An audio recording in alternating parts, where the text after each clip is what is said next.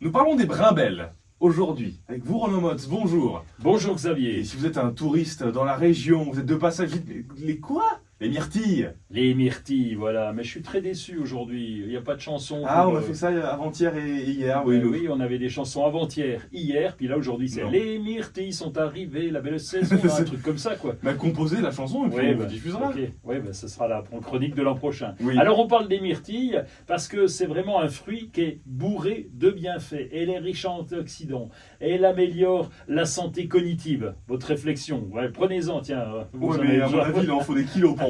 Oui, elle renforce le système immunitaire, elle améliore la digestion, elle soutient la santé oculaire, enfin bref, elle est bonne pour la peau, elle a tous les avantages, on devrait manger des myrtilles à chaque repas. Je suis d'accord, une bonne tarte aux myrtilles là. Ah ben oui, Oh là là, c'est excellent en plus. Quel bonheur. Et ça pousse chez nous. Oui, alors ça pousse chez nous en partie. En partie parce que ça aime bien les terrains acides. Vous voulez Donc, pas me donner raison, c'est ça?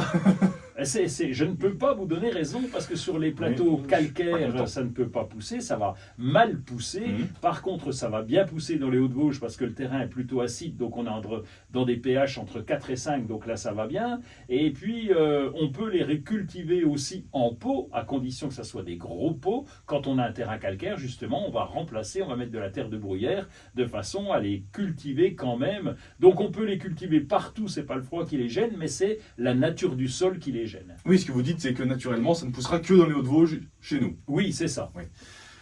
Ça se récolte à l'été, en Ça général. se récolte, oui, entre juin et août. Enfin, ça dépend de la région et de la variété. Mais ça peut commencer dès le mois de juin et puis ça peut prolonger. Et puis bah, là, il y a beaucoup de variétés, justement. Vous avez parlé des brimbelles des bois, mais c'est un peu différent avec les myrtilles américaines, les grands fruits. Donc là où il y a plusieurs variétés qui poussent un peu plus haut et qui font des fruits relativement gros. Mais donc chez nous, c'est possible, si on veut le faire à la maison, on peut mettre un énorme pot sur la terrasse et puis on met de la terre qu'il faut et ça le fait. Alors j'ai 5 pieds à la maison, donc chez nous c'est terrain plutôt calcaire, donc là ça pousserait pas en pleine terre. Donc j'ai essayé, je me dis allez, je vais quand même.